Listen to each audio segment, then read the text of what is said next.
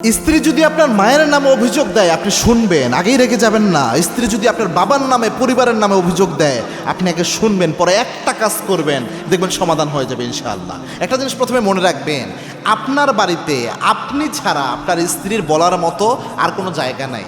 কেননা আপনার স্ত্রীকে সবাই একটা বিচারের কাঠগড়ায় দাঁড় করায় রাখে। আপনার বাড়িতে সবাই চায় আপনার স্ত্রী তার এই কাজটা করে দিবে, এই হকটা আদায় করে দিবে, এরকম চিন্তা আপনার পরিবারের সবাই একটা এক্সপেকটেশন নিয়ে থাকে। আর আপনার স্ত্রী একটা মেশিন হয়ে যায় আপনার বাসায় এসে। সে তার বাবার বাড়িতে ছিল রাজকন্যার মতো, সবাই তার জন্য পাগল ছিল, তার কাজগুলো করে দিত, তার মা তার সব কাজ করে দিত, তার বাবা তাকে সর্বশ্রেষ্ঠ আদরটা তাকে করত। কিন্তু এখানে আসলে সে নিজেই কিন্তু দায়িত্বশীল হয়ে যায়।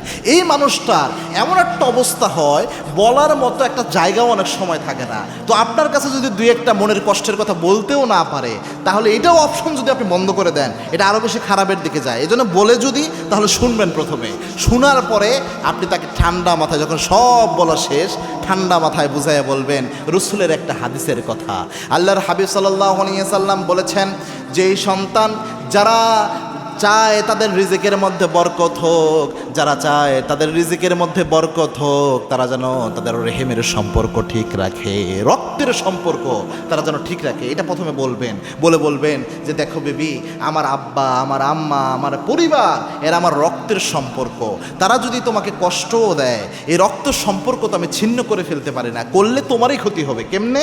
কেননা আমি যদি এটা করি আমার রিজিকের বরকত কমে যাবে, আর আমার রিজিকের, আমার মাধ্যমে তো আল্লাহ তোমারও রিজিক দেয়, তোমার সন্তানরাও এটা থেকে খায়। সুতরাং আমি যদি এইভাবে সম্পর্ক নষ্ট করে ফেলি, তাহলে আমাদের পরিবার ব্যবস্থা, তোমার সন্তান, তোমরাই কষ্ট থাকবা।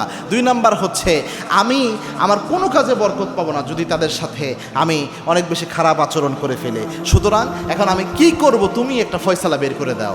স্ত্রীর কাছে যখন সিদ্ধান্ত ছেড়ে দিবেন যে তোমার অভিযোগ তো এই যে এইগুলা, এখন আমার করণীয় কি? আমি একজন সন্তান, ধরো এই সন্তান হিসাবে এখন তুমি আমার জায়গায় বসে আমার কি করা উচিত এটা একটু আমার শিখাইয়া দাও। এভাবে বিবেকের উপর ছেড়ে দিবেন, দেখবেন আমার মনে হয় না যত খারাপ স্ত্রী হোক, সে যদি একদম রাগে দজ্জাল মার্কাও হয় আপনার বউ, আমার মনে হয় না বলবে এরকম মুহূর্তে এসে। হাদিস কয়েকটা যদি বলেন, আরও বহু হাদিস আছে কেন্দ্রিক, বলার পরে যদি বলেন, আমার মনে হয় না সে বলবে আপনি অনেক খারাপ রাগারাগি করেন। এরপরে বলবেন, মুরব্বী যখন মানুষরা হয়ে যায় একটু কথা বেশি বলে, ওমান নুআম্মিরহু নুনাক্কিসহু ফি খালক, যখন মানুষ বয়স হয়ে যায় পূর্বের অবস্থার মতো, ছোট বাচ্চারা যেমন ওই রকম হয়ে যায়, একটু কথাবার্তা বেশি বলবে, এটা স্বাভাবিক ব্যাপার। একটু মানায়া চলার চেষ্টা করো, একটু বুঝাইয়া নেওয়ার চেষ্টা করো, এইভাবে সুন্দরভাবে একটু আদর টাদর করে দিবেন। ইনশাল্লাহ আশা করি এই যে সমস্যাটা হয় ফ্যামিলি লাইফে, এই সমস্যাটা আর হবে না ইনশাআল্লাহ।